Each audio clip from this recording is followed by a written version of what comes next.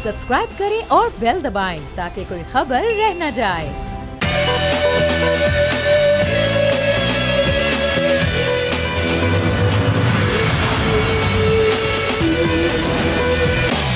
अस्सलाम वालेकुम, आप देख रहे हैं प्रोग्राम आज की ताज़ा खबर। मैं हूं अरबाब जहांगीर। तमाम वुज़रा की ये गुफ्तगू आपने इस वक्त सुनी है। शेख रशीद साहब गुफ्तगू कर रहे थे कि 27 सितंबर को वज़ीर आज़म पाकिस्तान इमरान खान ने सलामती काउंसिल में जो ख़िताब करना है वो बड़ा इंपॉर्टेंट है, और उनके उस ख़िताब के बाद राह मुतय्यन होगी कि पाकिस्तान और भारत के ताल्लुकात किस तरफ जाते हैं। लेकिन साथ ही उन्होंने ये भी कह दिया कि अक्टूबर के आखिर और नवंबर और दिसंबर कुछ भी हो सकता है, यानी जंग भी हो सकती है। पाकिस्तान की जानिब से भारतीय फ़िज़ाई हुदूद की बंदिश का जो मामला है, इस पर गुज़िश्ता रोज़ वज़ीर हैं वफाकी वज़ीर फवाद चौधरी साहब, जिन्होंने कहा था कि अब उसूली फ़ैसला कर लिया गया है। वज़ीर आज़म इस बात का ऐलान करेंगे कि भारत की फ़िज़ाई हुदूद को अब बंद किया जा रहा है। पाकिस्तान की फ़िज़ाई हुदूद को अब भारतीय वज़ीर आज़म भी इस्तेमाल नहीं कर सकेंगे, लेकिन अभी तक इसका ऐलान नहीं हुआ। और न सिर्फ ये कि ऐलान नहीं हुआ, बल्कि आज शाह महमूद कुरैशी साहब जो वज़ीर ख़ारजा हैं, उन्होंने ये कहा कि अभी तक इस बारे में कोई फ़ैसला उनकी इत्तलात के मुताबिक नहीं किया गया है। सोच विचार इस सिलसिले में चल रही है, लेकिन मुत्तफ़िक़ा तौर पर अभी तक कोई फ़ैसला नहीं किया जा सका है। और इसी सिलसिले में अफ़गानिस्तान की जानिब से भी पाकिस्तान से एक दरख्वास्त की गई है कि फ़िज़ाई हुदूद को बंद ना किया जाए, चूँकि इससे अफ़गानिस्तान को भी माली नुकसान का सामना करना पड़ सकता है। तो ये तमाम सूरत हाल है, और इसी सूरत हाल को सामने रखते हुए जुमे के रोज़ 12 से 12:30 बजे तक आधे घंटे के लिए कश्मीरियों से इज़हार यकजहती भी की जाएगी। कश्मीरी तराने को भी पाकिस्तानी कौमी तराने के साथ वहाँ पर बजाया जाएगा, और हर शहर में, हर इलाके में लोगों को मुतहरिक किया जा रहा है कि वो निकलें और कम से कम आधा घंटा जुमे के रोज़ ज़रूर निकालें और कश्मीरियों से इज़हार यकजहती भी करें। इसके अलावा भी कुछ और दीगर मामलात हैं, उन पर भी प्रोग्राम में बात करेंगे। अपने मेहमानों का आपसे नईम खालिद लोधी साहब सीनियर तज्ज़ियाकार हमारे साथ मौजूद हैं, जबकि पाकिस्तान तहरीक इंसाफ के सीनियर रहनुमा रियाज फतियाना साहब भी हमें प्रोग्राम में ज्वाइन करेंगे। तो नईम खालिद लोधी साहब, शेख रशीद साहब के जो खदशात हैं, 24 रोज़ मकबूजा कश्मीर में हो चुके हैं, वहाँ कर्फ्यू लगे, वहाँ पर दवाइयाँ नहीं मिल रही लोगों को, अशिया खुरनोश की वहाँ पर किल्लत है, लेकिन भारत पूरी दुनिया को ये दिखा रहा है कि वहाँ पर सब कुछ नॉर्मल है, किसी को जाने भी नहीं दिया जा रहा। लेकिन ये भी कहा जा रहा है कि पाकिस्तान एक बिला वजह का प्रोपेगेंडा कर रहा है। क्या आप इस वक्त समझते हैं कि पाकिस्तान इस जंग को अफोर्ड कर सकता है जिसकी जानिब शेख रशीद साहब इशारा कर रहे हैं? ये जंग से पहले हमने ये देखना है ना कि जितने हमारे एफर्ट्स हैं डिप्लोमेटिक हैं या और जो मुल्क से भी हम कहलवा रहे हैं, यूएनओ में भी गए हैं, उनका नतीजा क्या निकला है अब तक? क्या कर्फ्यू उठा लिया गया है, या कोई इन्वेस्टिगेटिव टीम गई है वहाँ पर जो जाके पता लगाए कि वहाँ हो क्या रहा है, या किसी ने दवाइयाँ भेजी हैं उनको, या कोई खुराक भेजी है? तो जो एफर्ट्स होते हैं ना, अगर ये तो ऐसे ही है ना कि आप दरख्त के ऊपर चढ़ जाएं, नीचे उतर जाएं, फिर ऊपर चढ़ जाएं, नीचे उतर जाएं और कहें कि देखें मैं क्या कुछ कर रहा हूँ। हर चीज़ के नताइज जो हैं वो बताते हैं कि आपका जो एफर्ट्स हैं वो कितने इफ़ेक्टिव हैं। तो इसमें ये नहीं मैं कहता कि ये चीज़ें बेफ़ायदा हैं, ये बहुत पुरअसर चीज़ें हैं और इनका फ़ायदा होना चाहिए, लेकिन इनका नतीजा जब तक ना निकले उस वक्त तक ये एक रास्ता है, एक सफ़र है जो हम तय कर रहे हैं और मंजिल तक नहीं पहुँचे हैं। ये तो बात है एक। दूसरी बात ये है कि हमें ये भी सोचना चाहिए कि मिसाल के तौर पर 1 महीना और गुजर जाए, 1 महीना गुजर गया और जो कुछ वहाँ हो रहा है वो हम कह रहे हैं खदशात हैं, हमारे कुछ लोग कह रहे हैं खदशात कोई नहीं है, जो वहाँ होना है वो हो रहा है। जिन लोगों को शहीद करना है उन्होंने उनको शहीद कर रहे हैं, जिनकी असलतें लुटनी है वो लुट रही हैं। तो अगर आप कहते हैं हम 4 हफ्ते और इंतज़ार करेंगे तो कर लीजिए। अगर मिसाल के तौर पे अगर 27 को वज़ीर आज़म की तकरीर है और 25 को मोदी वहाँ से उठा लेता है कर्फ्यू, चाहे टेम्परेरी उठा ले, तो फिर ये क्या कहेंगे, क्या बात करेंगे? तो बात ये है कि बातों की अपने एक फ़ायदा है, डिप्लोमेसी का अपना एक फ़ायदा है। ये जो आप कह रहे हैं कि पाकिस्तान जंग करने का मुतहम्मिल हो सकता है, यानी देखें वो तो तब है ना अगर आपके पास चॉइस हो। अगर आपके पास चॉइस है तो अमन ही रास्ता है और अमन ही को अख्तियार करना चाहिए। लेकिन अगर आपकी गर्दन पे किसी ने पाँव रखा हुआ है और या आपके मुंह पे कोई थप्पड़ मारे और आप मुझसे पूछें यार बताओ अब मैं क्या करूं, तो ये सवाल भी बड़ा अजीब है और इसका जवाब मैं क्या दूं। इसलिए आप इन्हीं लाइनों पे सुन लें जो मैंने आपको कहा है। सही। चलें, अब तक हुकूमत ने क्या कुछ किया और इसकी कितनी इंपॉर्टेंस है, इस बारे में आज फतियाना साहब भी हमें ज्वाइन कर चुके हैं। रियाज साहब, फवाद चौधरी साहब भी कहते हैं कि भारत के लिए फ़िज़ाई बंदिश का जो मामला था उसको तय कर लिया गया, ये फैसला हो चुका है कि अब ये बंदिश कर दी जाएगी। आज शाह महमूद कुरैशी साहब ये कह रहे हैं कि अभी तक इसका कोई फैसला नहीं हुआ, सोच विचार इस पर जारी है। तो ये हुकूमती वुज़रा के बयानात में तज़ाद क्यों सामने आ रहा है?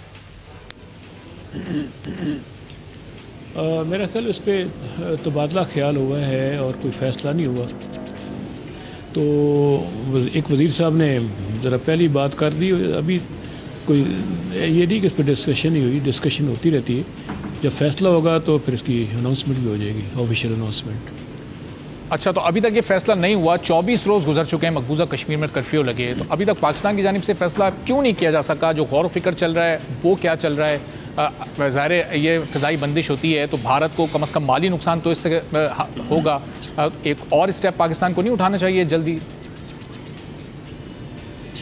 دیکھیں, پاکستان کئی سٹیپس اٹھا چکا ہے آلریڈی, جس میں بھارت کے ساتھ ہم نے ڈپلومیٹک ریلیشنز کو ڈاؤن گریڈ کیا ہے, ان کے ہائی کمیشنر کو یہاں سے بھجوا دیا ہے, ہم نے بھارت کے ساتھ ٹریڈ بالکل بند کر دی ہے, اور بہت سارے اقدامات کیے ہیں. تو کچھ سٹیپس ایسے ہوتے ہیں جن کو وقفوں سے لینا ضروری ہوتا ہے. یہ انٹرنیشنل ڈپلومیسی کا حصہ ہے کہ ایک ہی دن آپ سارے کارڈ شو نہیں کر دیتے ہوتے, وقت کے ساتھ ساتھ آپ پریشر بلڈ کرتے ہیں اور بڑھاتے جاتے ہیں.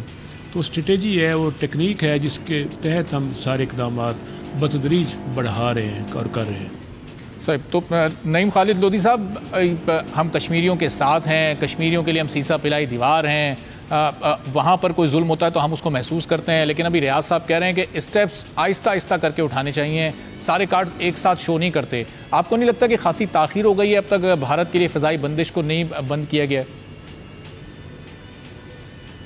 دیکھیں, ایک بات تو یہ ہمیں پتہ ہونی چاہیے کہ حکومت کے پاس جو معلومات ہوتی ہیں وہ معلومات آپ کے اور میرے پاس نہیں ہوتی.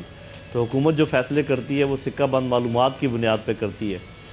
ہم جو بات چیت کرتے ہیں وہ اوپن سورسز کی بنیاد پہ کرتے ہیں. اب یہ جو دونوں باتیں ہیں, یہ جو فضائی حدود بند کرنے والی بات اور اس کے علاوہ یہ واگا اور کابل کے درمیان جو راہداری ہے اس کو بند کرنے کی بات, اس میں ہمیں یہ ذہن میں رکھنا چاہیے کہ ایک اور ملک بھی اس میں متاثر ہوتا ہے, افغانستان. جہاں تک تو فضائی حدود کی بات ہے, اس میں تو میں اس چیز کا قائل ہوں کہ ہمیں فوراً بند کر دینی چاہیے. افغانستان اتنا زیادہ افیکٹ نہیں ہوگا جتنا ہندوستان ہوتا ہے. لیکن جب راہداری کی بات آتی ہے, کیونکہ اس میں افغان عوام جو افیکٹ ہوتے ہیں, اگر تو افغان حکومت کی بات ہوتی تو جو موجودہ حکومت ہے اس میں کوئی اتنی میرا خیال ہے کہ پیار محبت پاکستان کے لیے نہیں ہے کہ ہم ان کا لحاظ رکھیں. لیکن چونکہ ہم نے عوام کا بھی خیال رکھنا ہے, افغانستان کے عوام کا خیال رکھنا ہے جو بڑی مصیبت سے گزر رہے ہیں, تو میرا خیال اس میں سوچ و بچار کا اگر ٹائم ہو جائے تو اس میں کوئی ایسی غلط بات نہیں ہے. لیکن صرف انہی معاملات میں الجھے رہنا جن کا کہ حاصل وصول ہونا کوئی نہیں ہے. اب دیکھیں, ہمیں سوال اپنے آپ سے یہ پوچھنا چاہیے کہ مودی اور ہندوستان کے رویے میں کون سی چیز فرق لے کر آئے گی؟ کیا ڈپلومیٹک منورز ہمارے یہاں کوئی فرق لے کر آئیں گے؟ کیا ابھی تک کوئی فرق لے کر آئے ہیں؟ جو 70 سال گزر گئے اس میں کوئی فرق آیا ہے؟ کیا UN کی سیکورٹی کونسل کی وہاں پر قراردادیں موجود نہیں ہیں؟ کیا مختلف ملکوں نے مختلف موقعوں پر زور نہیں ڈالا؟ کن موقعوں پر ہندوستان ہم سے بات کرنے پر رضامند ہوا ہے؟ ہندوستان صرف ان موقعوں پر ہم سے بات کرنے پر رضامند ہوا ہے جب یہ آزادی کی تحریکیں عروج پر تھیں, اور جب پاکستانی عوام اور آزاد کشمیر کے عوام سالڈلی ان کے ساتھ کھڑے تھے, اور ہم آزاد کشمیر سے کچھ لوگ پار جانے کے لیے بھی تیار تھے اور جاتے بھی تھے, تب وہ بات کرتا تھا. تو میرا اپنا خیال یہ ہے کہ جب تک آپ کوئی بڑے فیصلے نہیں کرتے, بڑے سیاسی فیصلے نہیں کرتے, میں آپ کو مثال دیتا ہوں 2-3 باتوں. یہ کوئی فیصلے نہیں ہے کہ یہ کر دیں گے, وہ کر دیں گے, یہ بند کر دیا, وہ بند کر دیا. کیا آپ نے شملہ معاہدے کو منسوخ کیا؟ حالانکہ وہ ان کے 2-3 دفعہ اس کی خلاف ورزی کر چکا ہے. کیا آپ نے UNO کو یہ کہا کہ جی آپ جو ہمارے پاس کشمیر ہے اس میں آپ کروا لیں پلیبسائٹ اور پوچھ لیں یا کشمیریوں سے کہ یہ کس کے ساتھ ملنا چاہتے ہیں؟ کیا اتنی ہمت ہے ہم میں کہ ہم UNO کو کہیں آپ اپنے طور پہ یہ کروا کے دیکھ لیں؟ کیا ہم نے کوئی گورنمنٹ جموں اینڈ کشمیر کی گورنمنٹ ان ایگزائل جس کو کہتے ہیں وہ بنائی؟ تو یہ ہیں بڑے بڑے اقدامات. یا ہم نے کوئی فوجوں کی ایسی نقل و حرکت شو کی کہ اگر آپ اتنے فوج ادھر لے آئیں تو ہم اتنی فوج ادھر لے کر جاتے ہیں, یا ہم کسی بھی وقت آپ کے اوپر حملہ کر سکتے ہیں؟ ایک دفعہ بھی ہم نے کوئی ایسی بات کی ہے؟ اور نعیم خالد صاحب, یہ جن تمام اقدامات کا آپ ذکر کر رہے ہیں, یہ اقدامات کس نے اٹھانے ہیں؟ حکومت نے, وزیر اعظم نے, وزیر خارجہ نے مل بیٹھ کر بات کرنی ہے اور انہوں نے یہ اقدامات اٹھانے ہیں نا. صاف ظاہر ہے آپ نے اور میں نے تو نہیں اٹھانے, یہ تو حکومت ہی کا کام ہے. حکومت کو چاہیے ان چیزوں پہ غور و فکر کرے، حکومت کو چاہیے اس پر باقی جو جتنی جماعتیں ہیں ان کو بلائے، ان سے بات چیت کرے، یا جو تھنک ٹینکس ہیں ان کو بلائے، ان سے بات چیت کرے. تو کوئی مجھے نہیں نظر آ رہا کہ کوئی ایسی بڑی بات حکومت کر رہی. مجھے ایسے لگ رہا ہے کہ حکومت کسی حملے کا انتظار کر رہی ہے کہ بھئی وہ جب حملہ ہوگا تو ہم اس کا منہ توڑ جواب دیں گے. تو پر بات یہ ہے کہ جب آپ کو یقین ہو کہ آپ کے اوپر حملہ کیا جائے گا تو منہ توڑ جواب دینے کے لیے انتظار کرنے کی ضرورت نہیں ہوتی. کوئی کارروائی اس سے پہلے بھی ہو سکتی ہے. اور وہ تو فزیکلی کر رہے ہیں نا. انہوں نے تو آپ یا تو یہ کہیں نا کہ وہ عصمتیں نہیں لوٹ رہے، یا وہاں پر وہ آپ کے بھائیوں کو قتل نہیں کر رہے، شہید نہیں کر رہے. اگر یہ آپ کو یقین ہے پھر ٹھیک ہے، پھر جو کچھ آپ کر رہے ہیں ٹھیک کر رہے ہیں. تو ریاض صاحب، گفتگو آپ نے سنی نعیم خالد صاحب کی، جن تمام اقدامات کا ذکر کر رہے ہیں، حکومت کیوں ان کو نہیں اٹھا رہی، ان پر کیوں بات نہیں کی جا رہی؟ کسی حملے کا انتظار کر رہے ہیں، اس کے بعد جواب دیا جائے گا؟ کوئی انیشیٹو کیوں نہیں لیا جا رہا؟ جی، نعیم خالد لودھی صاحب کا میں بہت احترام کرتا ہوں، بہت دیر سے ان کو جانتا ہوں. ماشاءاللہ ایک اہم ادارے میں اہم افسر رہے ہیں، فیڈرل سیکرٹری رہے ہیں. تو انہیں تو ان چیزوں کا مجھ سے میری طرح ادراک ہونا چاہیے کہ ایسے معاملات میں فوراً جنگ کی طرف نہیں چل پڑتے. دونوں ملک ایٹمی طاقتیں ہیں اور دونوں ملکوں میں عوام جو ہیں وہ باحال ہو جائیں گے. ہم چاہ رہے ہیں کہ جنگ سے بچ کر ہم ممکن حد تک اقدامات کریں جو انٹرنیشنل ڈپلومیسی میں مستند سمجھے جاتے ہیں. ایک ان کی تجویز بڑی اچھی ہے، مجھے پسند آئی، کہ جلا وطن حکومت مقبوضہ کشمیر کی باہر بنا دی جائے. اس سے کم از کم چلو ٹھیک ہے، پراپیگنڈا کی حد تک ہم ایک بات کر سکتے ہیں. جہاں تک انہوں نے یہ کہا کہ کیوں نہیں ہم گلگت آزاد کشمیر میں اور گلگت بلتستان میں ثواب رائے کروا دیتے، تو میرا خیال اس میں بہت سوچنا پڑے گا. یہ نہ ہو کہ کوئی ایسی رائے وہاں سے آتی ہے، کیونکہ فیصلہ تو بمطابق اقوام متحدہ کی قرارداد کے جو 5 جنوری 1949 کو سیکورٹی کونسل UN نے دی تھی کہ کشمیریوں نے فیصلہ کرنا ہے کہ بھارت کے ساتھ جائیں گے یا پاکستان کے ساتھ. اس بنیاد پہ اس طرف ثواب ہو تو کوئی بات نہیں.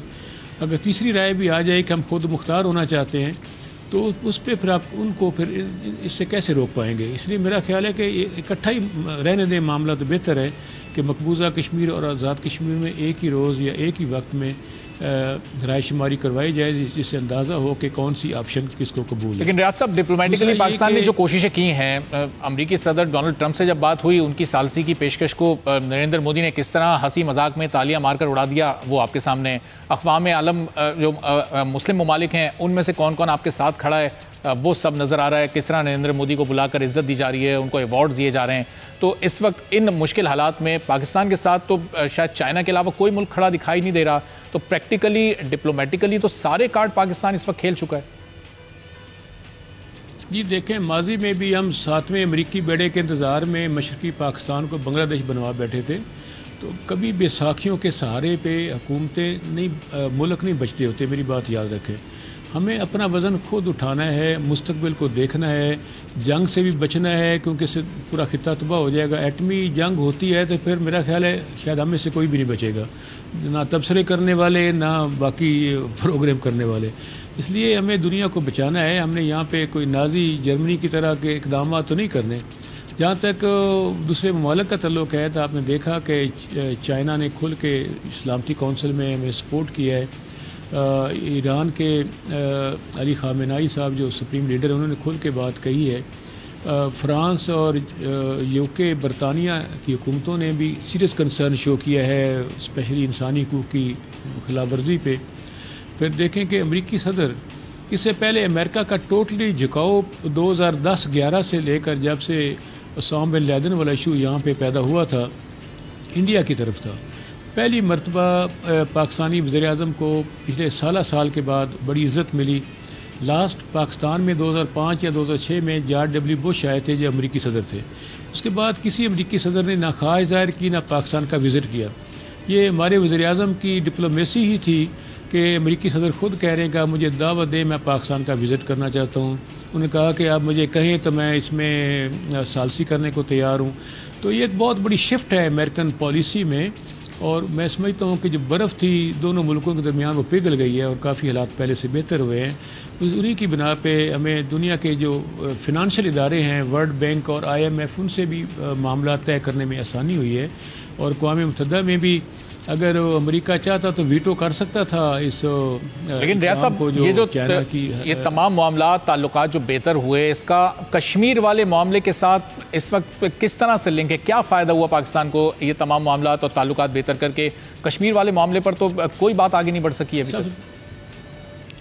دیکھیں 50 برسوں سے یہ معاملہ کولڈ سٹوریج میں تھا، لوگ بھول گئے تھے، باتیں نہیں کر رہے تھے۔ ابھی سارے معاملات میں جس طرح حکومت نے ہائپ کریٹ کی ہے، دنیا بھر میں اس ایشو کو کھڑا کیا ہے، اس کی مثال 50 برسوں میں نہیں ملتی۔ پاکستان کی پوری قوم کو موبلائز کیا ہے، انٹرنیشنل میڈیا کو ہم نے اپروچ کیا ہے، ڈپلومیٹک کور کو ایکٹیو کر کے دنیا جان کے ڈپلومیٹ سے رابطہ کیا ہے۔ ہماری حکومت کی سطح پہ ان کے وزراء اعظم اور ریاض صاحب یہ تمام اقدامات بھی پاکستانی حکومت نے ری ایکشن کے طور پہ اٹھائے ہیں۔ جب بھارت نے آئین کے آرٹیکل 370 کو اس میں ترمیم کی، اس کو خود یہ اٹھائے ہیں، انیشیٹو نہیں لیا گیا۔ میں آپ کے پاس واپس بھی آتا ہوں۔ صدیق الفاروق صاحب نون لیگ کے سینئر رہنما ہمیں جوائن کیا، انہوں نے ذرا ان کو بھی گفتگو میں شامل کر لیتے ہیں۔ صدیق صاحب، شیخ رشید صاحب کو تو نومبر، دسمبر، اکتوبر کے آخر میں جنگ نظر آ رہی ہے۔ وہ کہہ رہے ہیں کہ اب معاملات اس نہج پر جا سکتے ہیں کہ جہاں سے شاید واپسی ممکن نہ ہو۔ کیا کہیں گے آپ شیخ صاحب کے بیان پر؟ کیا واقعی اگر اس موقع پر پاکستان اور انڈیا کے درمیان جنگ ہوتی ہے، پاکستان افورڈ کر سکتا ہے اس ایسی جنگ کو؟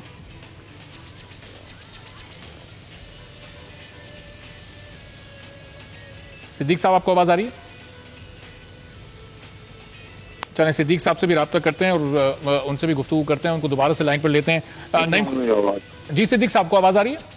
ہاں جی آواز آ رہی ہے آپ کی، میری آواز آ رہی ہے؟ جی جی آپ کی آواز بالکل آ رہی ہے۔ فرمائیے گا شیخ رشید صاحب جو کہہ رہے ہیں کہ اب حالات کسی بھی طرف جا سکتے ہیں، بہت خطرناک ہو گئے ہیں، نریندر مودی اپنے اقدامات سے باز نہیں آ رہے، بھارتی ظلم بڑھتا جا رہا ہے، اور اکتوبر کے آخر میں یا نومبر اور دسمبر میں کچھ بھی ہو سکتا ہے، کچھ بھی ہو سکتا ہے سے مراد ظاہر ہے ان کی ہے کہ جنگ بھی ہو سکتی ہے۔ دیکھیے مسئلہ کشمیر بہت زیادہ سنجیدگی کا تقاضا کرتا ہے، اور اس پر بات کرنے کے مجاز یا تو وزیر خارجہ ہیں یا وزیر دفاع ہیں یا فوج کے ترجمان ہیں۔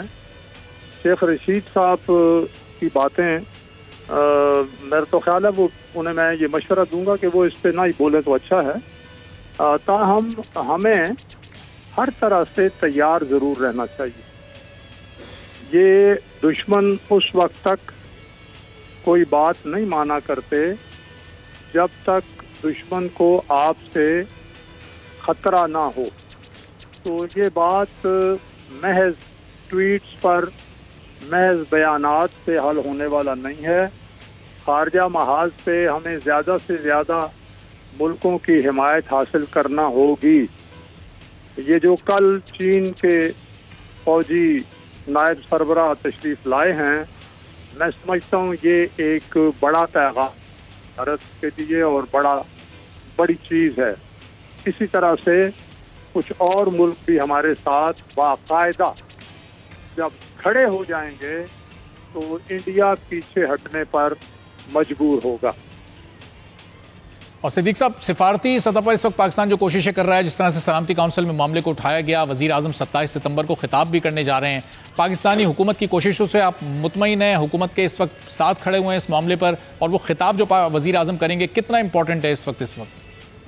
دیکھیں جی خطاب تو کر لیں گے، خطاب سے کچھ نہیں ہوگا جی۔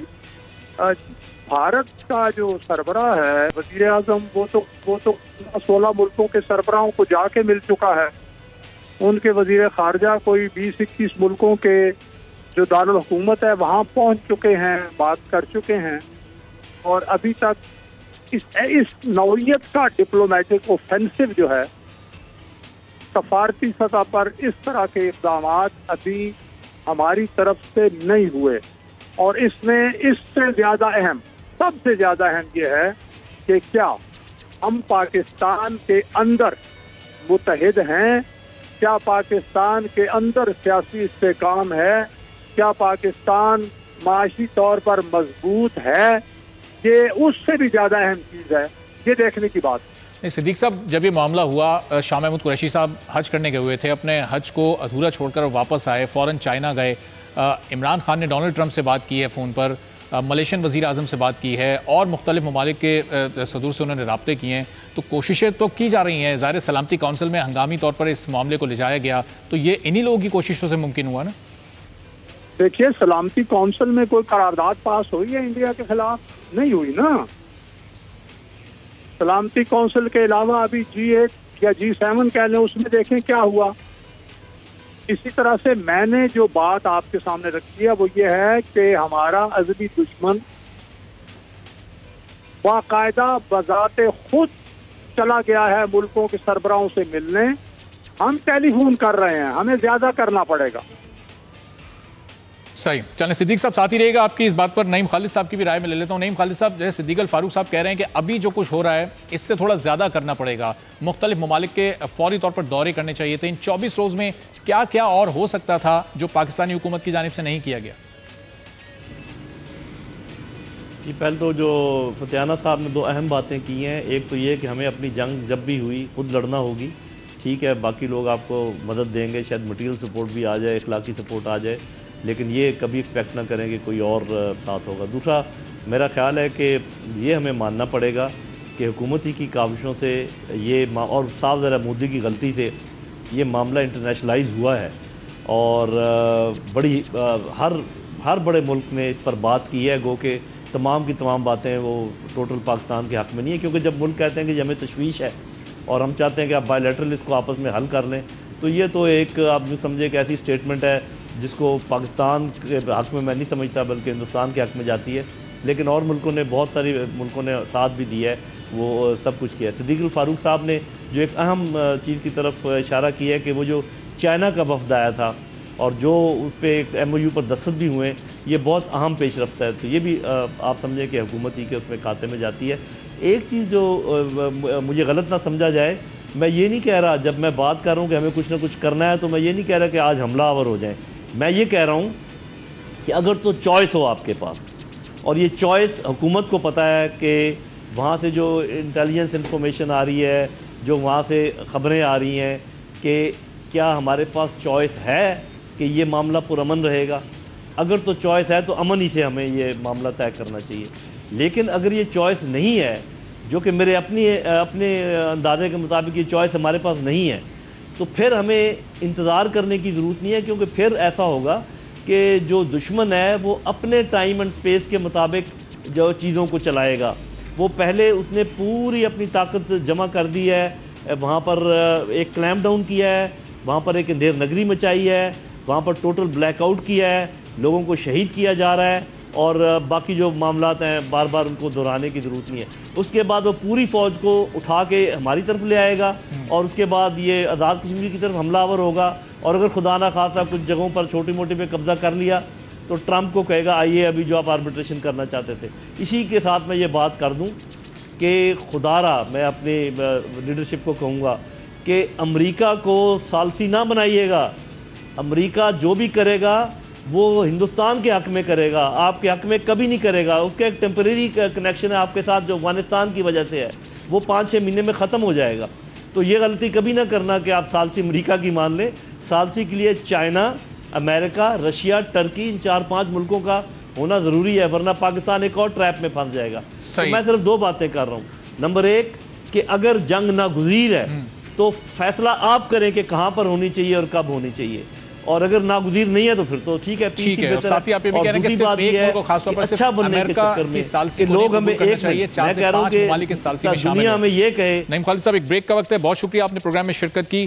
ब्रेक से जब तो कुछ बात करेंगे। आज राना सनाउल्लाह के मुकदमे में जज को जो तब्दील किया गया है, इसको अदलिया की आज़ादी पर हमला नून लीग ने करार दिया है। सिद्दीक साहब आप साथ ही रहिएगा, रियाज फतियाना साहब भी हमारे साथ मौजूद हैं।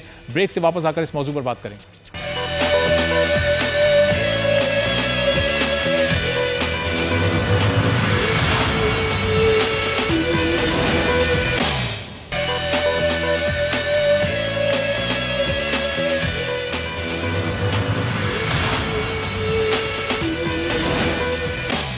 प्रोग्राम में एक बार फिर आपको खुशामदीद कहते हैं। और आज राना सनाउल्लाह का जो मंशियात का मुकदमा है उसकी समाअत भी हुई। उसके जज की तब्दीली की वजह से समाअत को तो मुलतवी कर दिया गया है, लेकिन नून लीग के रहनुमाओं ने इसी सिलसिले में आज प्रेस कॉन्फ्रेंस की। एहसन इकबाल और मरियम औरंगजेब ने प्रेस कॉन्फ्रेंस करते हुए एक बार फिर हुकूमत को शदीद तनकीद का निशाना बनाया और जज की तब्दीली के अमल को उन्होंने कहा कि ये अदलिया की आज़ादी पर حملہ ہے. مقدمہ بنانے والے رانا ثناء اللہ کے خلاف ایک بھی ثبوت نہیں لا سکے ہیں. وہ ویڈیو جس کا دعویٰ کیا جا رہا تھا کہ وہ رانا ثناء اللہ کی گرفتاری کے وقت بنائی گئی ہے, ابھی تک عدالت میں اس کو پیش نہیں کیا جا سکا. جبکہ ساتھ ہی ساتھ احسان اقبال نے حکومت کی معاشی پالیسی کو بھی تنقید کا نشانہ بنایا اور کہا کہ جتنا ٹیکس انہوں نے اپنے حکومت کی آخری سال میں کلیکٹ کیا تھا وہ اب تک یہ حکومت پہلے سال میں بھی نہیں کر پائی ہے. تو صدیق الفاروق صاحب, یہ جو جج کی تبدیلی کا معاملہ ہے, وزارت کی جانب سے تمام قانونی تقاضے پورے کر کے اس عمل کو مکمل کیا گیا, تو پھر آپ کی جماعت کیوں اتنا اس کو تنقید کا نشانہ بنا رہی ہے؟ دیکھیے, تو خبریں چھپ گئی ہیں کہ واٹس ایپ پہ تبدیلیاں ہوئی ہیں, نمبر 1. نمبر 2, جب ایک جج سن رہا ہے تو اس کو مکمل کرنے دیں. ہمیں جو کچھ ہو رہا ہے اس وقت, دیکھیے آپ لوگوں کی زبانیں اور لوگوں کے منہ نہیں بند کر سکتے.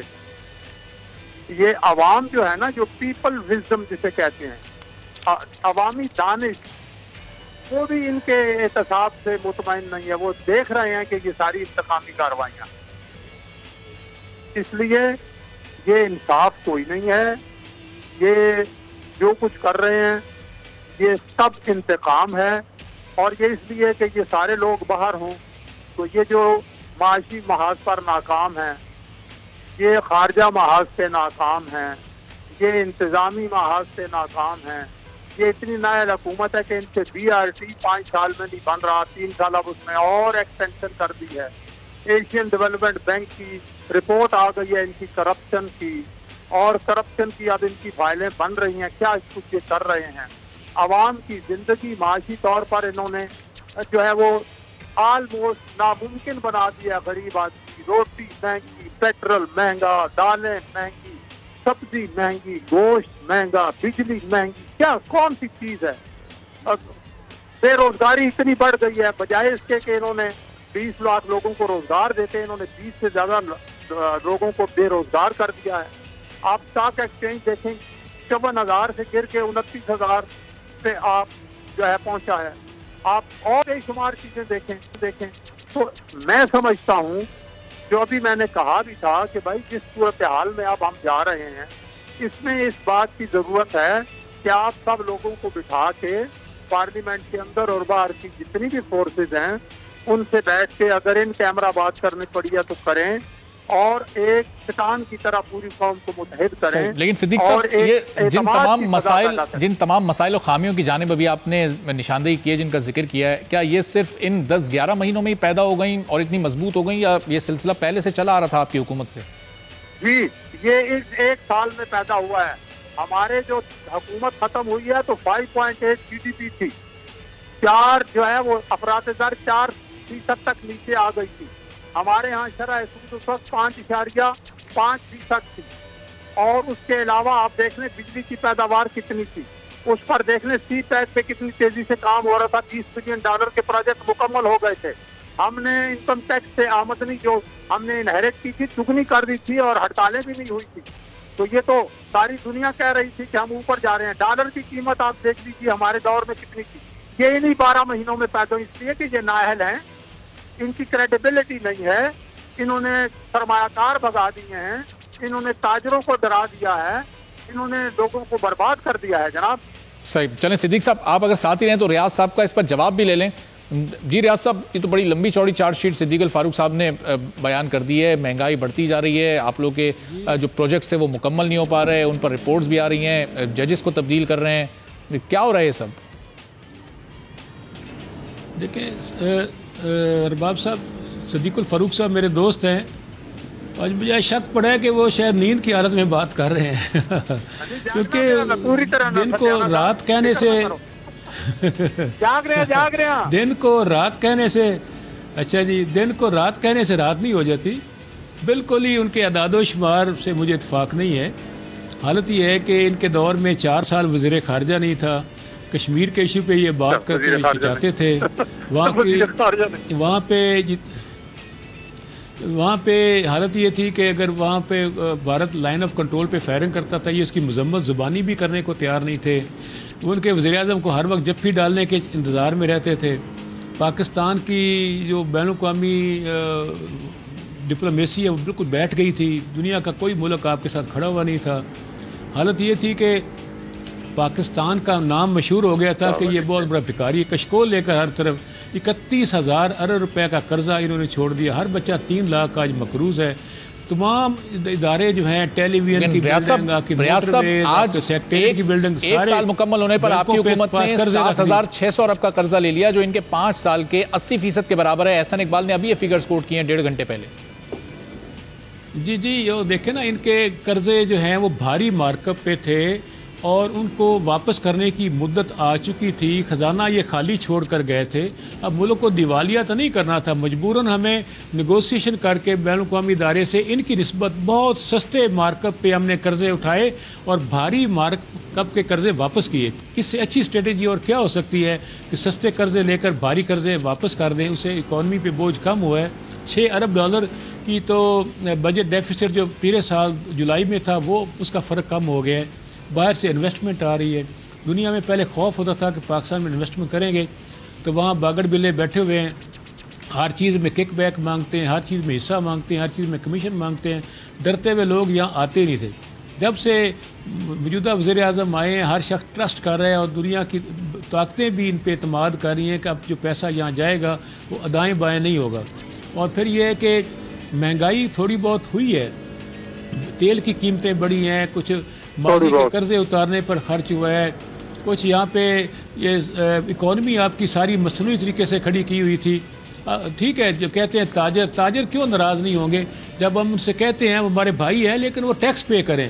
جب تک 2 لاکھ افراد ڈائریکٹ ٹیکس پے کرتے ہیں 22 کروڑ میں سے اور پھر کہتے ہیں حکومت چل جائے، پاسبل نہیں ہے. ہم نے کہا کہ ٹیکس نیٹ وسیع کریں گے، ہم اس کو بتدریج 1 کروڑ تک لے جائیں گے تاکہ ہر شخص ٹیکس پے کرے. اب ان کی بنگلوں کے ایک سال میں ٹیکس کلیکشن کتنی جو حکومت کا آخری سال تھا، پچھلی حکومت کا آخری سال، اس میں ٹیکس کلیکشن زیادہ ہوئی تھی یا آپ لوگوں نے اپنے پہلے سال میں ٹیکس کلیکشن زیادہ کی؟ جی نہیں، ایسی ہماری ٹیکس کلیکشن میں وسیع پیمانے پہ اضافہ ہو رہا ہے. خوف و راس میں کمی آئی ہے جب سے شبر زیدی FBR کے چیئرمین بنے ہیں. آپ نے دیکھا ہوگا ٹیکس کی لیکیج کو ہم نے کم کیا ہے. ہماری اس وقت اکنامک ٹیم دنیا کی یعنی آپ کے ایک سال میں ٹیکس زیادہ کلیکٹ ہوئے. ریاض صاحب رکیے گا ذرا، صدیق صاحب کا بھی اس پر ٹیک لیں. جی صدیق صاحب، سب سے احسن اقبال صاحب بھی فرما رہے تھے. جی صدیق صاحب، احسن اقبال صاحب بھی میرے بھائی ہیں. جی لیکن میں انہیں یاد دلاؤں کہ انہوں نے 1 سال میں 7,800 ارب روپے قرضہ لیا ہے. ہم نے 5 سال میں 9,000 ارب روپے قرضہ لیا. لیکن انہی کے وزیر ریونیو حماد اظہر نے 2 مہینے پہلے جناب ریاض فتحانہ صاحب پارلیمنٹ کا ریکارڈ اٹھائیں، شاید اس دن موجود ہوں. انہوں نے بتایا تھا کہ مسلم لیگ نون کی حکومت نے 5 سال میں 35 ارب ڈالر کا قرضہ لیا اور 33.51 ارب ڈالر واپس کر دیا. یعنی 1.5 ارب سے بھی کم ڈالر باقی رہ گیا، باقی ہم نے ادا کیا. دوسری بات یہ ہے کہ ہمارے دور میں ہم نے گئے ہیں انہیں 18 ارب ڈالر. ان کے وزیر خزانہ ان سے پوچھیں، انہوں نے پریس کانفرنس میں کہا کہ 18 ارب ڈالر ہمیں ملا ہے فاریکس ریزرو، ہم نے انہیں دیا. اس کے بعد آپ آگے آئیے، آپ اس پہ آ جائیں کہ یہ فرما رہے ہیں کشمیر پہ. تو میرے بھائی ہمارے دور میں آرٹیکل 370 ختم کرنے کی کسی کو جرت نہیں ہوئی. ہمارے دور میں 35A ختم کرنے کی کسی کو جرت نہیں ہوئی. ہمارے دور میں وہ مسئلہ گفت و شنید سے حل کرنا چاہتے تھے.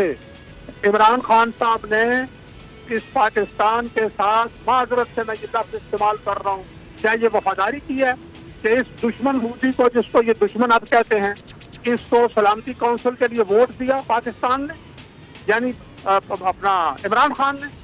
وہ مودی ایک اس کی للکار پہ ابھی نندن کو چھوڑ دیا. اینڈ اس وقت جب وہ الیکشن کمپین میں تھا 300 قیدی چھوڑے. اس وقت جب ان کی الیکشن کمپین چل رہی تھی دعائیں مانگ رہے تھے کہ یہ فتح پال یہ کامیاب ہو جائے تو اس کے ساتھ مذاکرات ہو جائیں گے. خدا کے لیے کچھ سامنے رکھو آپ اپنے کہ آپ نے کیا کیا ہے. آپ جب آپ اس کو مبارکباد دیتے تھے وہ آپ کی مبارکباد نہیں مان رہا تھا. آپ اس کو ٹویٹ کر رہے تھے وہ جواب نہیں دے رہا تھا. آپ اس کو کہتے تھے میں آنا چاہتا ہوں تو اس نے آپ کو بلایا تک نہیں ہے. ایسی باتیں کر رہے ہو تو اس لیے لیکن مہربانی کریں اس ملک پر رحم کریں. صدیق صاحب چلیں، آپ لوگوں کے دور میں تعلقات بہت بہتر رہے، گفتگو شنید ہوتی رہی، لیکن معاملہ تو آپ لوگوں کے دور میں بھی حل نہیں ہوا نا. جی معاملہ تو حل نہیں ہو سکا. دیکھیں اس وقت میں اس کا جواب دیتا ہوں جی. میں صرف یہ عرض کر رہا ہوں کہ معاملہ حل تو نہیں ہوا، لیکن یہ بھی نہیں ہوا کہ آرٹیکل 370 جو ہے وہ ختم ہو جائے. یہ بھی نہیں ہوا. حل تو ان لوگوں نے کرنا تھا. اس وقت ہم نے یا جو ہمارے ضیاء الحق صاحب اور دوسرے لوگ تھے جنہوں نے USSR کو توڑ دیا، اس وقت ضرورت تھی کہ وہ بھارت کو توڑتے.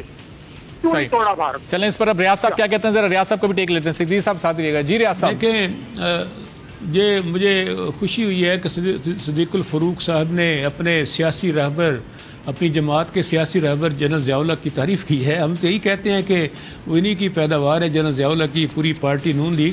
بہرحال گزارش یہ ہے کہ اس وقت مودی کے پاس پارلیمنٹ میں اکثریت نہیں تھی، اس کی گورنمنٹ کمزور وکٹ پر تھی. اس الیکشن کے بعد اس کو زیادہ میجورٹی ملی، تب اس نے آرٹیکل 370 اور 35A کو ٹچ کیا ہے. نمبر 1. نمبر 2، اس وقت بھارت کے ذہن میں یہ خیال تھا کہ پاکستان اس کی طفیلی ریاست بننے جا رہی ہے، پاکستان اس کو کسی معاملے میں کنٹراڈکٹ نہیں کرتا، اور ان حالات میں اسے ضرورت ہی محسوس نہیں ہوئی کہ سارا کچھ وہ سمجھتا اس کی جیب میں ہے. پہلی مرتبہ تو کسی نے اس کی آنکھوں میں آنکھیں ڈال کر بات کی ہے، کشمیر کی بات کی ہے، پاکستان کے مفادات کی بات کی ہے، افغانستان سے اس کو نکالنے کی بات کی ہے. اگر ان کے پائلٹ کو ہم نے واپس کیا تو آپ دیکھیں کہ اگر وہ اچھا بھارت کو اقدام لگتا تو اس کو بحال رکھتے انہوں نے فوری ڈسمس کر دیا اس کو نوکری سے، اور بھارت کی تذلیل ہوئی دنیا بھر میں. اس وقت ہماری خارجہ پالیسی انتہائی مؤثر طریقے سے ڈپلومیٹک طریقے سے ہم اس کو ہر بات کو آگے لے کر جا رہے ہیں. پاکستان کا امیج پہلے سے بہتر ہوا ہے، پاکستان کی اکانومی درست سمت پر روانہ ہو گئی ہے. ہم دنیا کی پہلی بار کسی حکومت نے بھارت کی آنکھوں میں آنکھیں ڈال کر بات کی ہے، لیکن بھارت نے جب ایک بڑا قدم اٹھایا تو اس کے جواب میں ایسا کیا گیا. پاکستان کی جانب انیشیٹ اس قدم کو نہیں کیا گیا تھا. بہت شکریہ ریاض فتیانہ صاحب، صدیق الفاروق صاحب پروگرام میں شرکت کے لیے. آج کے پروگرام سے مجھے اجازت دیجیے. اللہ حافظ.